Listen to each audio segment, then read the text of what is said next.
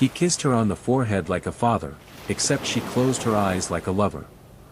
Every Sunday, she drove out of the city before sunrise. Always the same route, the same smile, the same lie. Going to check on Dad, she'd say, tying her hair up in that loose bun he always used to compliment. I'd make her coffee in a thermos, pack her a sandwich for the road, and kiss her goodbye as if I weren't watching her disappear in pieces. She called him her father. I called him her father.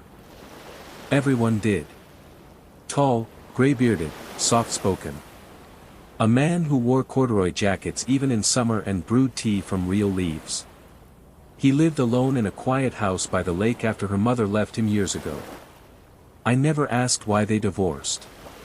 I just assumed the usual: time, distance, something benign. They had a bond. That much was clear from the beginning. Too close, maybe, but who was I to question the way a daughter loved her father? I saw them together only a handful of times. She was always touching him, on the arm, the shoulder, resting her head briefly against his chest when she laughed. I chalked it up to affection, to memory, to blood. Now I wonder how I didn't see it sooner. That morning felt like any other.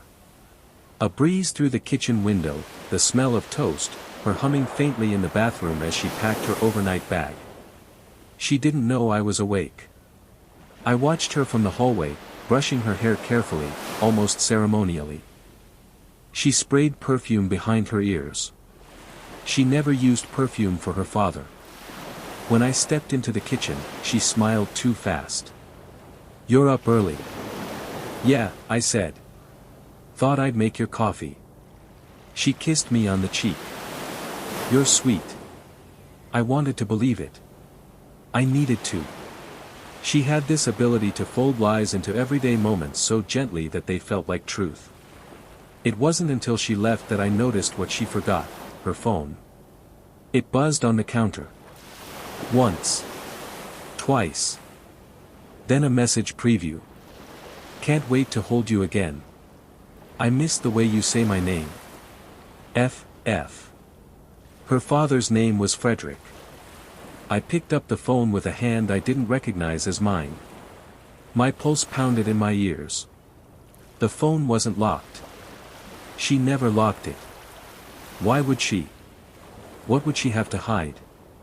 I tapped the message. A thread unfolded. Weeks. Months. Hundreds of messages. Photos. Voice notes. I scrolled until my thumb went numb. The things he wrote weren't fatherly. They were possessive, tender, raw. She replied with equal hunger. "You know what you mean to me. No one ever touched my soul like you did. Like you do. I wish I could sleep beside you every night. He's just my husband. You're the one I ache for." A sharp pressure built behind my eyes. I couldn't move. Couldn't speak. The room blurred. I dropped the phone. It landed screen up. Another message appeared. "I still remember the first time, that summer night. The way you trembled. You were barely 18. I stared at those numbers. That timeline. Her mother left him when she was 19. My breath caught in my throat. I sat down. The toast had burned. The smoke curled up in thin gray ribbons, disappearing into the morning light. I didn't know who I was married to. And I had no idea what I was about to become. The house was too quiet. Even the clock above the sink ticked like it regretted each second. I sat at the kitchen table, elbows on the wood, her forgotten phone still glowing beside the cold toast. I didn't touch it again. I didn't need to. The words had already etched themselves into my bones. She was barely 18. And he remembered the trembling. I ran the faucet just to drown out the silence. Washed the coffee mug she left lipstick on. Rinsed the butter knife. Dried my hands 3 times before realizing they were still shaking.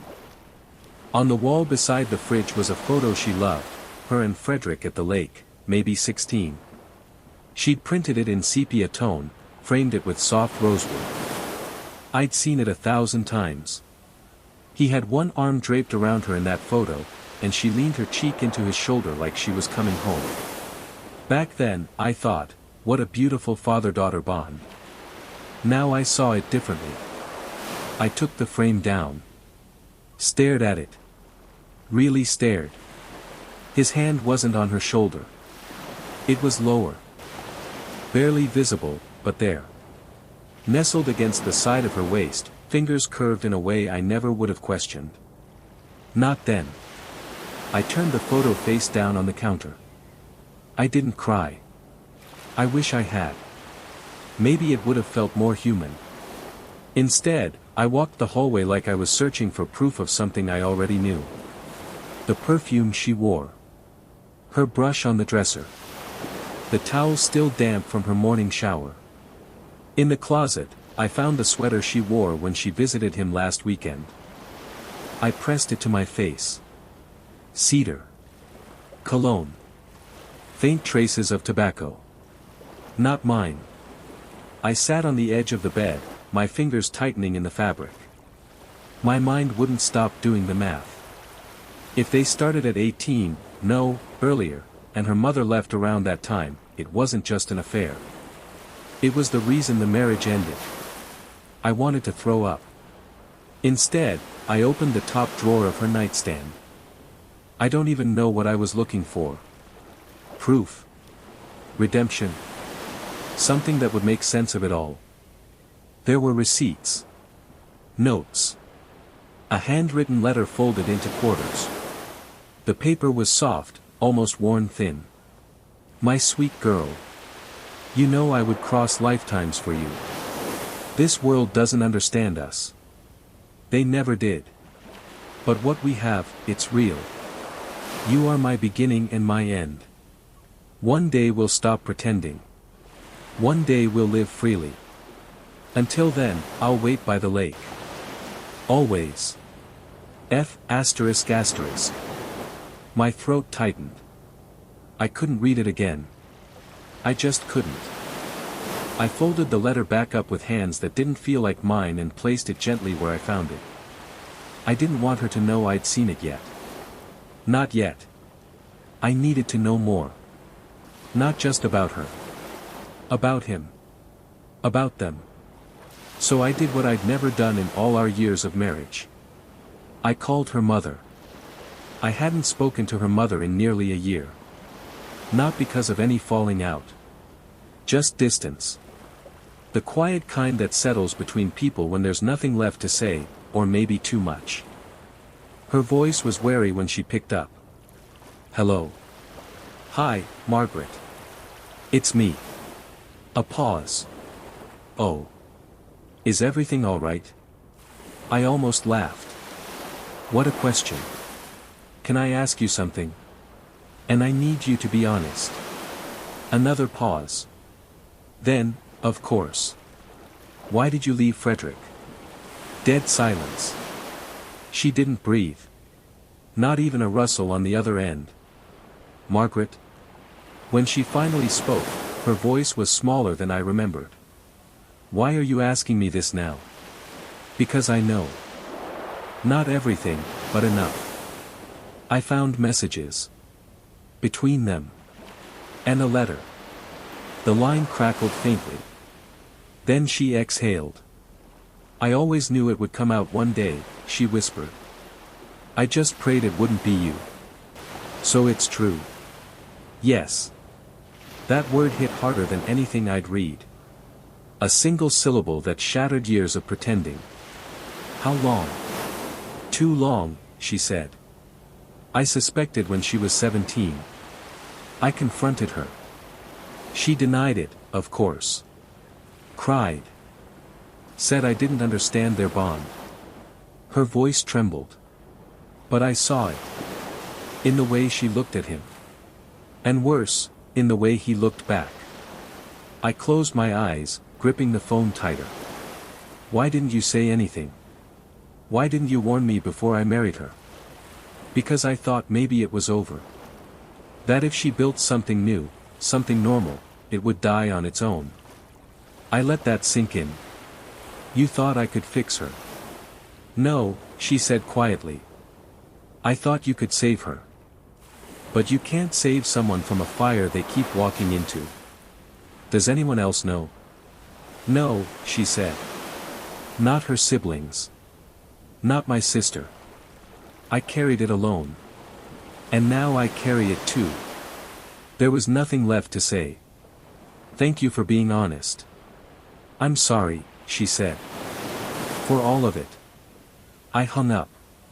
And then I sat alone in that quiet house, where everything suddenly felt unclean.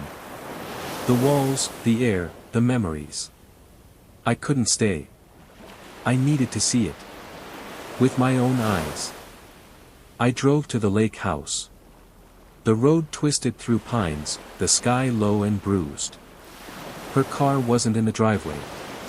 But his was. The house looked just like the photos, white porch, green shutters, wind chimes swaying like nervous laughter.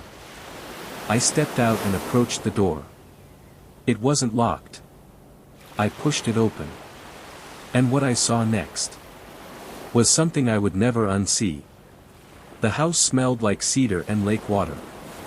I slipped inside, careful, though the floorboards creaked anyway. The air was heavy, almost humid, like a secret kept too long. A kettle hissed somewhere in the kitchen.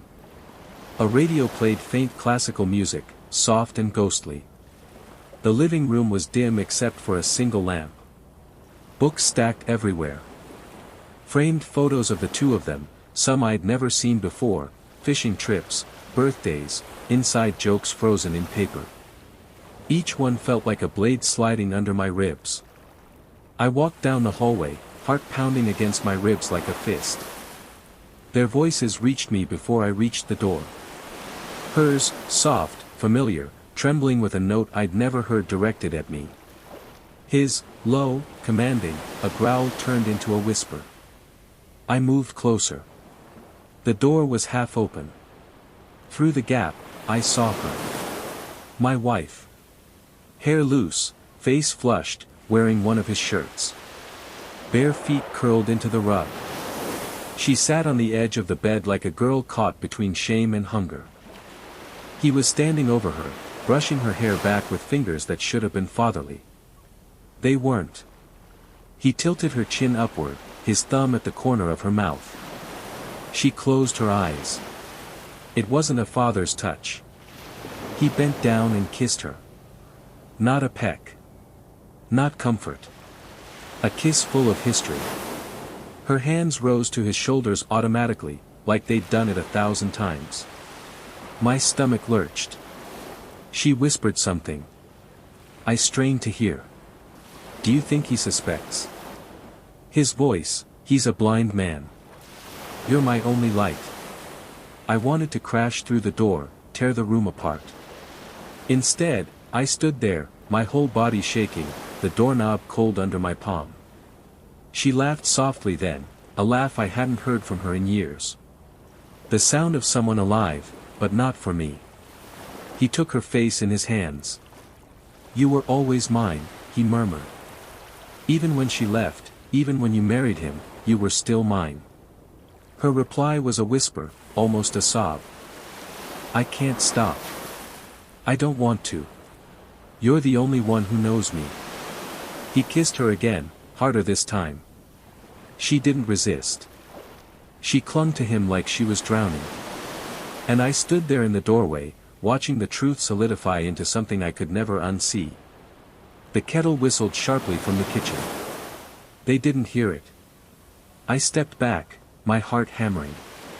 My hand brushed the photo on the hallway table, a picture of her as a teenager by the lake. He stood behind her, smiling. My thumb smudged the glass. I turned and walked out, the floorboards betraying me with every creak. No one called after me. Outside, the air was cold, sharp. I gulped it down like water after poison. I didn't go back to the car. I stood in the yard, staring at the lake through the trees.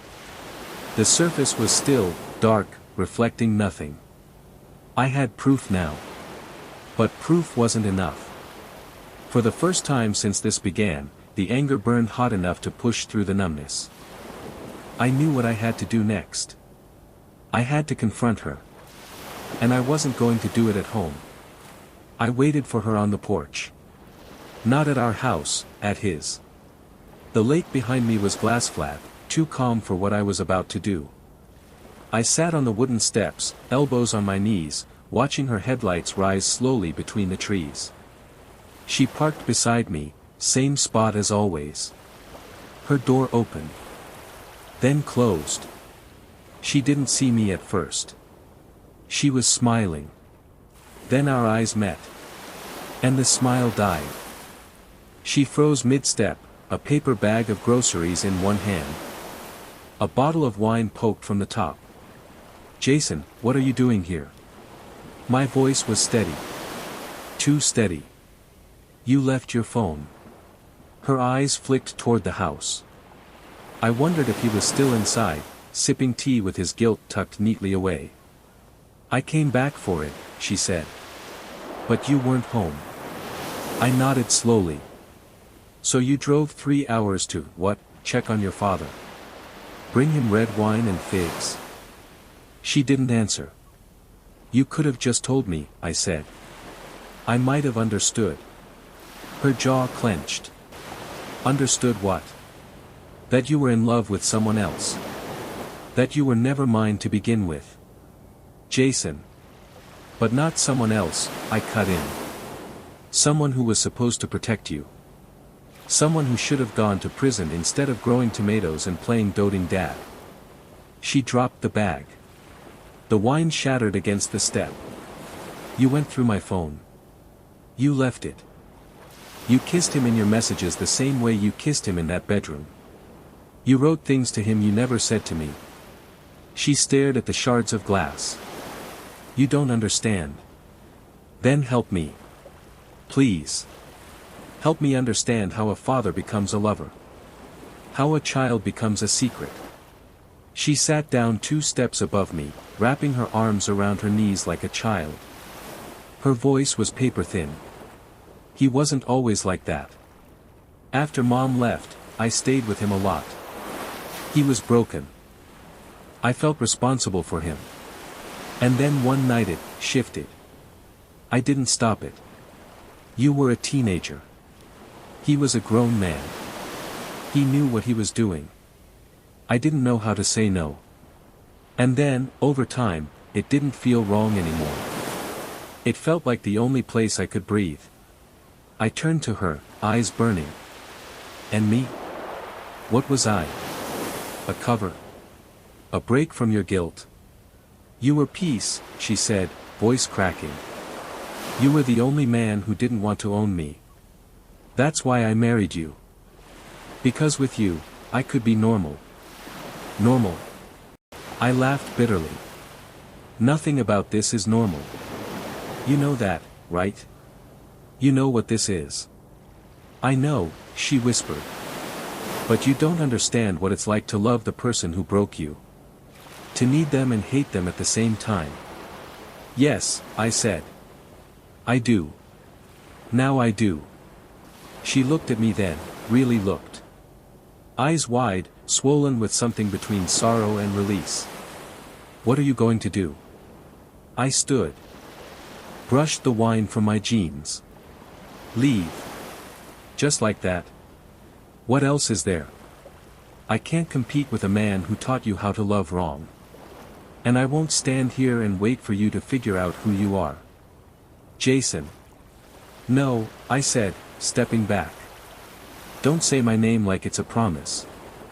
You used to say it in your sleep. Now you only whisper his." She didn't cry. I wish she had. I walked back to the car, one step at a time, the lake to my left, the ruin of my marriage behind me. She didn't follow. But he watched from the window. And I wondered, for just a moment, if he saw me now not as her husband, but as the man who finally saw him for what he really was. A thief. Of childhood. Of truth. Of everything I thought love was supposed to be. I didn't drive home. I drove past it. Past the turns my hands knew by memory, past the mailbox I built with her one summer, past the porch light still glowing like nothing had changed. I parked 2 towns over, outside a roadside diner that smelled like burned coffee and forgotten dreams. The waitress didn't ask questions. She slid a cup in front of me, black as grief, and left me alone. I stared at the reflection in the window. It didn't look like me. It looked like a man who'd survived something fatal and hadn't realized it yet. Outside, a couple laughed under a neon sign. Her laugh reminded me of my wife's, before I knew who she really was. I didn't sleep that night. Instead, I drove until the sun rose like an accusation. Back home, the silence was brutal. I walked into the bedroom and stared at the bed we used to share. The sheets still smelled like her shampoo. I stripped them off. Threw them in the hallway. Then I opened every drawer, every closet. I wanted to erase her, but the house was full of echoes. Her earrings on the nightstand. Her scarves in the hallway closet. A shopping list in her handwriting. I couldn't breathe. So I went into the garage. Hammered boards across the workbench until my hands blistered. Drilled holes into nothing. Built a shelf just to tear it down. It wasn't enough. I opened the laptop. Logged into our shared cloud account. Photos poured across the screen like salt in a wound. There they were. Hiking trips. Family holidays. Her head always on my shoulder. Her smile always aimed at me. Lies. All of them. But then something changed. I noticed patterns. Photos she cropped. Angles she favored.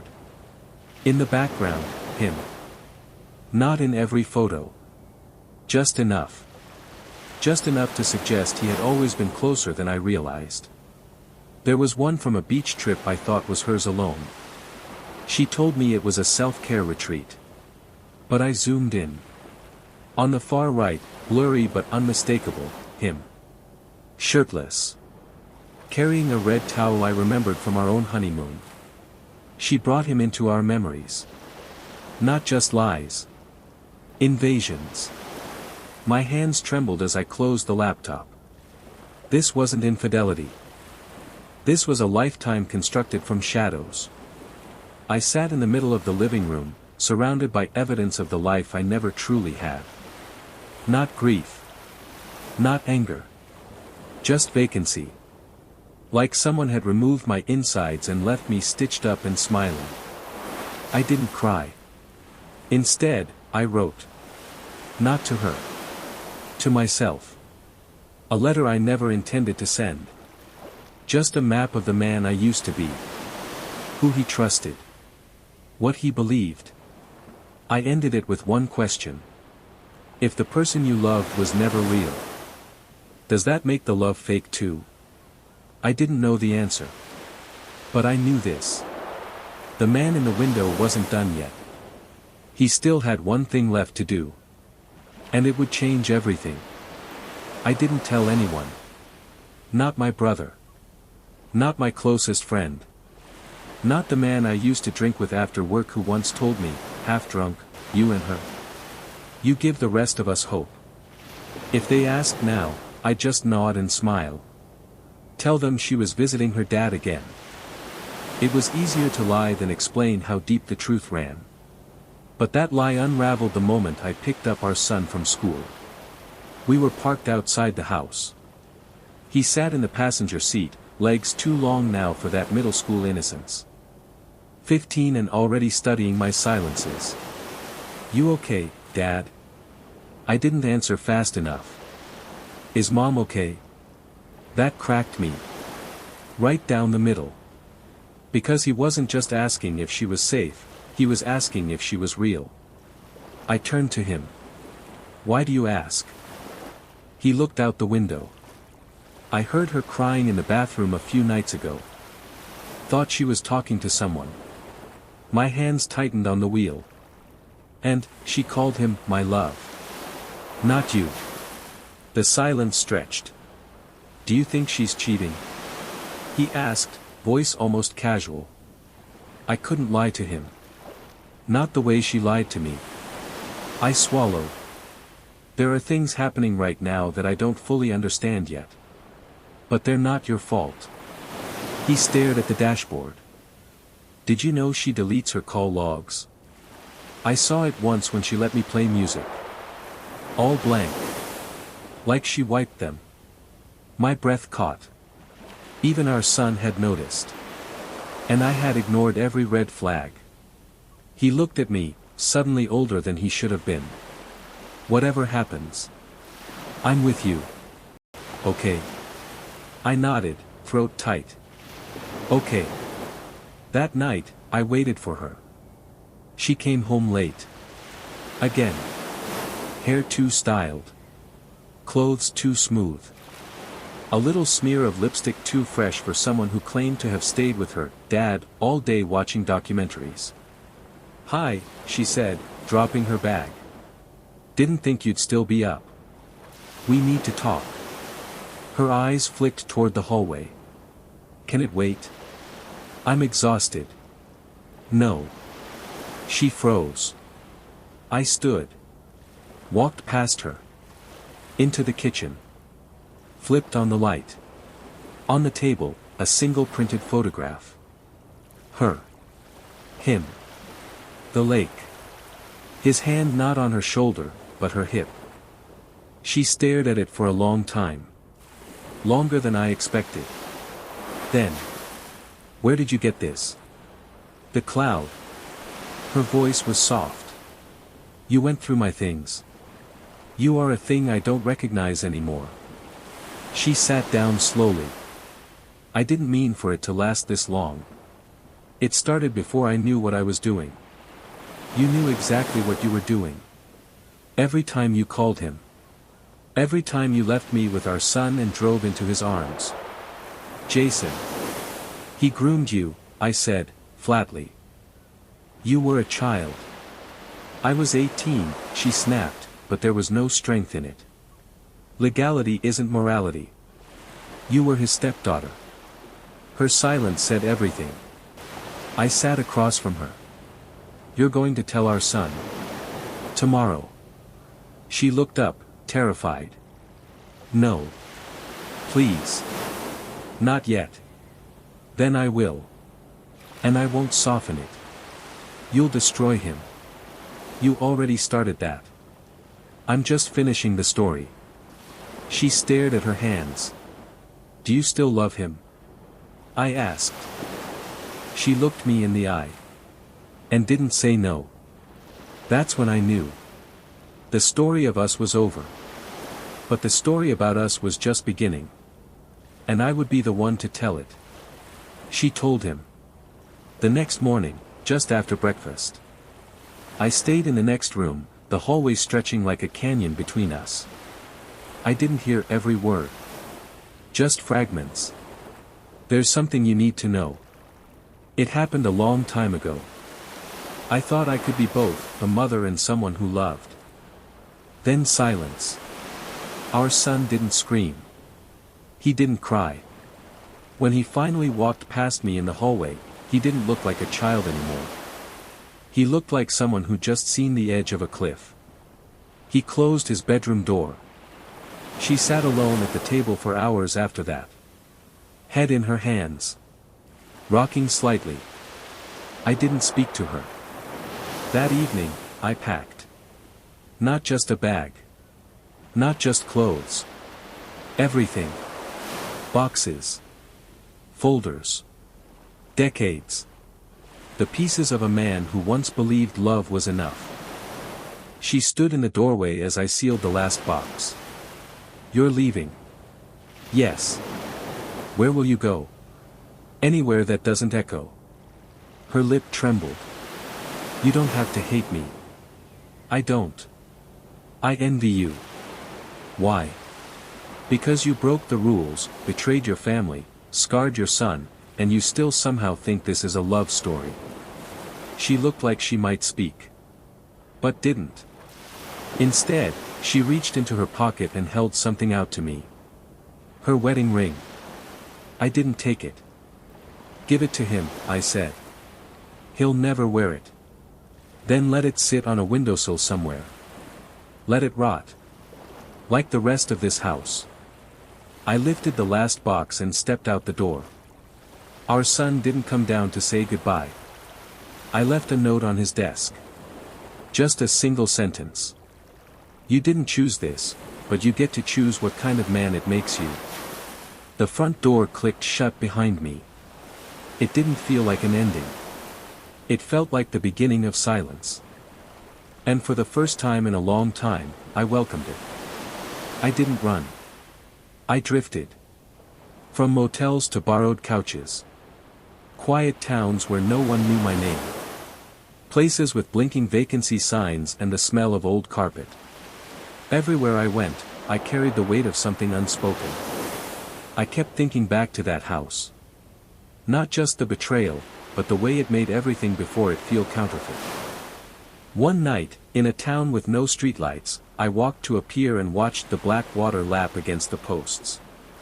I thought about what it means to lose everything, and still wake up the next day with breath in your lungs. That's the cruelest part of grief. It doesn't kill you. It just teaches you how to live with less. I started writing again. Not stories.